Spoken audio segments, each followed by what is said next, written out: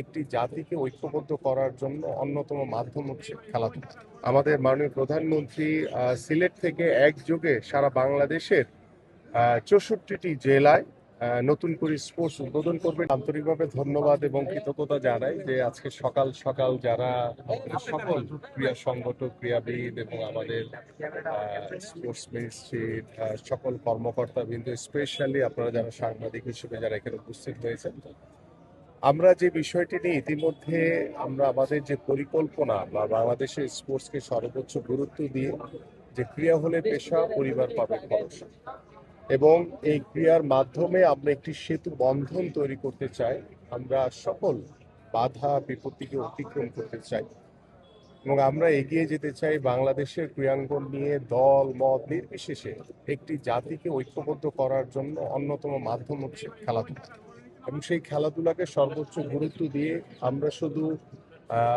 Football কিংবা cricket বা hockey না, আমরা সকল স্পোর্টসকে সমান গুরুত্ব দিয়ে এগিয়ে যেতে চাই। এবং সেই লক্ষ্য নিয়ে আমাদের মাননীয় প্রধানমন্ত্রী ইতিমধ্যে তার যে কার্যক্রম সেগুলো শুরু করেছে, এবং তার নির্দেশনায় আমি এবং আমার যারা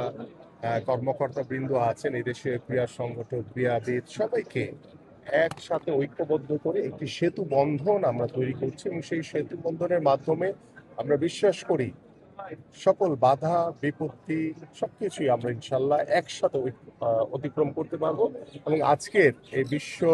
ক্রীড়া দিবস উপলক্ষে আমরা চাই যে আমরা একটি সেতু বন্ধনের মাধ্যমে আমরা সকল বাধা বিপত্তি অতিক্রম করে আমরা একসাথে একযোগে এগিয়ে যাব বাংলাদেশের খেলাধুলাকে সর্বোচ্চ গুরুত্ব দিয়ে। আমরা সাবকন্টিনেন্টে এবং আমাদের সাব গেমসে আমরা সবসময় পজিটিভলি চিন্তা করেছি যে আমাদের সর্বোচ্চ পদক যাতে আমরা অর্জন করতে পারি, সেই লক্ষ্য নিয়ে বিগত সময়েও কাজ হয়েছে। বাট আমরা দায়িত্ব নেওয়ার পর থেকে আমাদের মাননীয় প্রধানমন্ত্রী তিনি যেভাবে আন্তরিকতার সহিত স্পোর্টসকে গুরুত্ব দিয়ে, তিনি যেভাবে সকল স্পোর্টসকে সমানভাবে দেখে, এবং আমাদের বিকেএসপিতে আমরা গতকালকে ভিজিট করেছি, এবং বিকেএসপির যে সুযোগ সুবিধাগুলো দরকার, বিকেএসপি শুধু যাতে সবাই ঢাকা কেন্দ্রিক না হয়, আমরা যাতে সারা বাংলাদেশের সকল বিভাগীয় শহরগুলোর যে বিকেএসপিগুলো রয়েছে সেগুলোকেও আমরা সচল করে সেগুলোকে সমান সুযোগ সুবিধা বৃদ্ধির মাধ্যমে আগামী 30শে এপ্রিল আমাদের মাননীয় প্রধানমন্ত্রী সিলেট থেকে একযোগে সারা বাংলাদেশের 64টি জেলায় নতুন করে স্পোর্টস উদ্বোধন করবেন ইনশাআল্লাহ। এবং সেই স্পোর্টসের উদ্বোধনের মাধ্যমে আমি বিশ্বাস করি